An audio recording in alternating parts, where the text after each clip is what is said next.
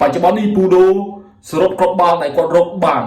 គឺមានចំនួនច្រើនណាស់បងប្អូនប្រិមិត្តគឺចំនួន961គ្រាប់បូកទាំងគ្រាប់យុគមិញបងប្អូនប្រិមិត្តយើងគឺច្រើនមែនទែនដូច្នេះបុរសមានវ័យចំណាស់43ឆ្នាំនេះគឺគាត់រកគ្រាប់បាល់បានច្រើនមែនទែនបងប្អូនប្រិមិត្តមុនដែលគាត់ចូលនិវត្តន៍ឬសូលហ៊ីនឹងថា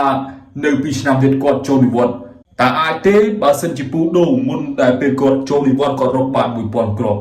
ខ្ញុំសង្ឃឹមថាគាត់នឹងអាចរកបាន1000គ្រាប់នៅពេលដែលគាត់ចូលនិវត្តន៍ជាអាជីពកីឡាករបាល់ទាត់របស់គាត់ខ្ញុំនឹងនិយាយអំពីប្រវត្តិខ្លះរបស់ Cristiano Ronaldo ប៉ុន្តែខ្ញុំត្រូវហៅគាត់ជាពូដូហើយព្រោះគាត់អាយុ43ឆ្នាំហើយបងប្អូនប្រិមិត្តយើងនៅឆ្នាំ2002គាត់បានចូលទៅលេងនៅចាប់អាជីពជាកីឡាករបាល់ទាត់របស់គាត់គឺនៅ Sporting Club បន្ទាប់មកគាត់បានចាក់ចេញហើយនៅឆ្នាំ2003គាត់បានលេងនៅក្លឹប Manchester United ខ្លាចជាកីឡាករល្អលំដាប់ពិភពលោកមែនទែនបងប្អូនប្រិមិត្តយើងគឺឈ្នះពាន UCL និង Ballon d'Or នៅក្លឹប Manchester United ឆ្នាំ2003រហូតដល់ឆ្នាំ2009ហើយគាត់បានចាក់ចេញពីក្លឹប Manchester United គាត់បានធ្វើដំណើរបន្តទៅក្លឹប Real Madrid គឺឆ្នាំ2009ដល់ឆ្នាំ2018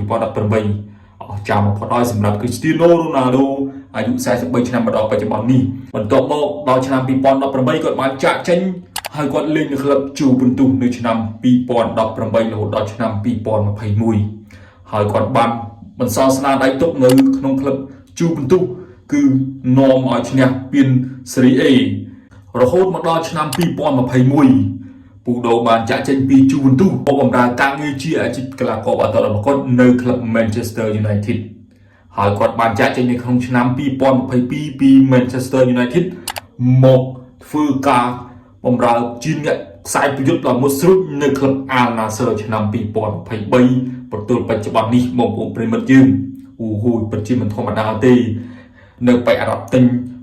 Cristiano Ronaldo ទៅគឺមិនខកបំណងទេបងប្អូនប្រិមិត្តយើងនៅឆ្នាំ2016គាត់បានឈ្នះពាន Europa League សម្រាប់ Cristiano Ronaldo គាត់មានពាន Ballon d'Or ចំនួន5ដងដែលគាត់ឈ្នះហើយ UEFA Champions League ក៏គាត់ឈ្នះ5ដងដែរបងប្អូនប្រិមិត្តយើងអរគុណបងប្អូនប្រិមិត្តសម្រាប់ការតាមដានសូមជម្រាបលាអរគុណច្រើន